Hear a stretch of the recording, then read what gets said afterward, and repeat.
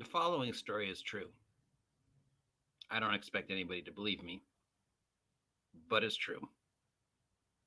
Throughout my life, these things have happened to me. I am what can affectionately be recalled a weirdness magnet.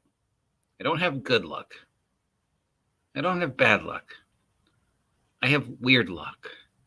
I am gifted or cursed that these things happen to me or around me. My mom has told me time and time again I should do something with these stories. I don't expect anybody to believe me, but I decided finally to record as many of them as I can remember. So this is the first one. Man on the bus. This happened probably in the year 2000. I was still living in Studio City. I was still working for Dave's Video, the later place, and I had to take the bus home from Studio City to where I lived in North Hollywood. I like to sit up at the front of the bus, close to the driver, because in my youth, I'd been mugged and beaten up in the bus. So ever since then, I don't like sitting in the back. So sitting in the front of the bus, and across from me was a gentleman dressed as if he was coming home from business. Black pants, white shirt, tie, briefcase, sports coat, nothing unusual. He takes a small silver case out of his pocket. And from out of that small silver case, he has toothpicks. It's a toothpick case. Kind of thing you would see, you take out the toothpick, put it in your mouth or whatever. So he takes the toothpick out and he sticks it in his ear. And he starts whirring it through his ear just over and over again, just slowly spinning it in his ear. He doesn't know if anybody's watching. I don't think he cares. He's just sitting there on the bus in his white shirt, blue tie, black pants with a toothpick in his ear, getting the wax out, I guess. And he just keeps doing that. And then he flips the toothpick over and does it the other side with the right ear. Just dig, dig, dig. And then when he's done that for like a minute, 2 minutes, and he takes that toothpick out and he takes another toothpick out of this silver box and he continues with the right ear, just digging out the wax or whatever. And he's doing this until you can see the blood starting to drip down the inside of his ear and slowly drip down. Nobody says anything. He's sitting right across from me. Then after about 3 minutes, he stops with the right ear and starts on the left, again with a toothpick in the ear, digging, digging, digging, just both sides, toothpick after toothpick, until the left ear is bleeding. I'm almost home. I'm just not sure what I'm seeing. Is this a performance art piece? Is this guy really sticking toothpicks in his ear? Is it a magic trick? I don't know. But then he takes out another toothpick. And he's going to start working on next is his nose. Unfortunately, it was at my stop, so I had to get off. But part of me wanted to stay on and see where this was going to go. But it was late, I was tired, and I wanted to get home. So I got home. And the first person I told this story to was my sister. And I recited to her just what I saw, sitting across from me, man in a white shirt, taking a toothpick out of his little silver case and just working it through his ear. My sister thinks it's a poem. She's like, "Is that a poem?" It's like, "No, this actually happened to me. I saw this on the bus." And she doesn't believe me, of course. I mean, it's a stupid story. Who would do that? Who would sit on the bus in North Hollywood at 6:30 at night and dig into their ears with a toothpick until they started bleeding? What is that? Is that sadism, masochism? Is it a performance art piece? Is it just freakiness? Is he an alien? I don't know. I'll never know. But I saw it.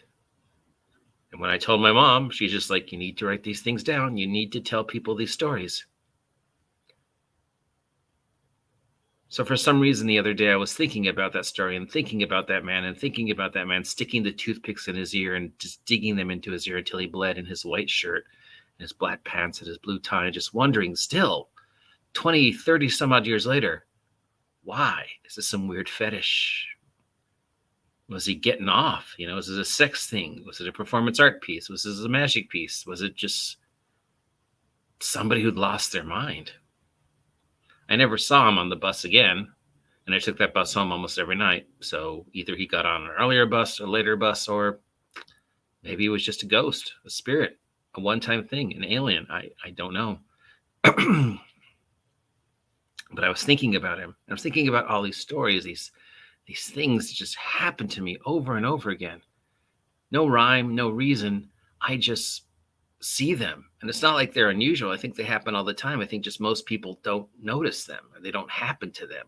But weird things occur in our universe all the time. And for some reason, I occasionally, whether it lucky or unlucky, get to see them. So I decided that I would start recording these stories. I don't know how long these are going to be. They could be a couple minutes. They could be a couple hours. But I felt it was important to share this story of Toothpick Man, on this podcast. Now, I doubt you believe me. But if you do, even for a second, believe that this happened, I would love to know why you think this man did this. What would drive somebody to do this in front of total strangers? A best guess, some type of weird performance art piece. Or he was just insane, trying to get attention. What do you think?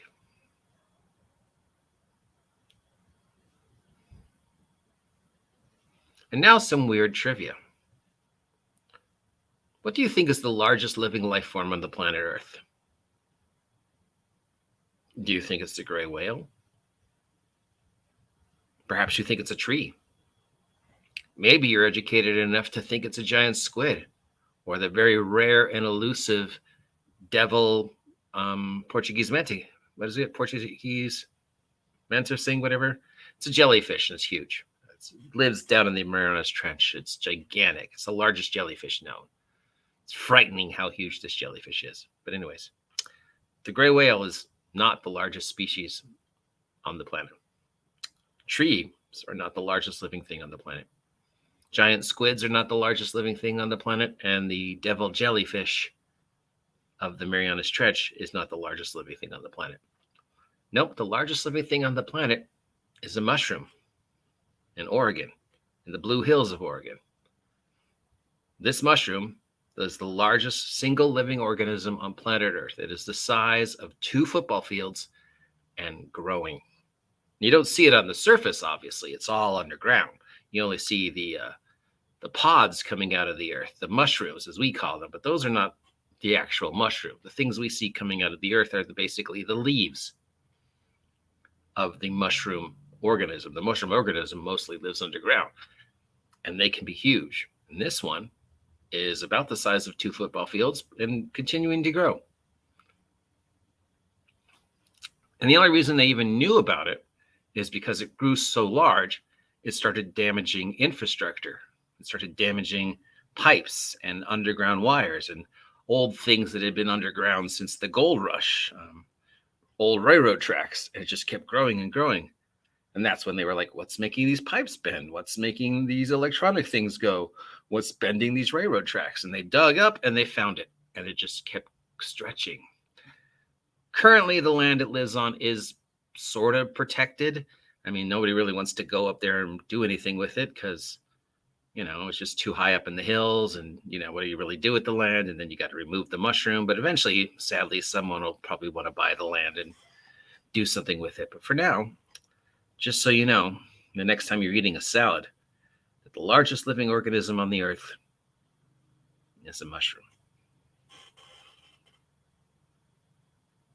So that's Weird Things I've Seen, episode 1. Please let me know what you're thinking. And again, if even part of you believes my story about Toothpick Man, why? Why would he do this? If you appreciate this production, there are plenty of ways you can support me to hear more of these. Multiple links down below for my websites, my Ko-Fi, my online store. So, yeah, take a moment of your time to, if you really enjoy these and want to hear more of them, to support me. Or just take a moment to subscribe and let me know what you think of the story and if you want to hear more. That's it for today. I'll be back next week.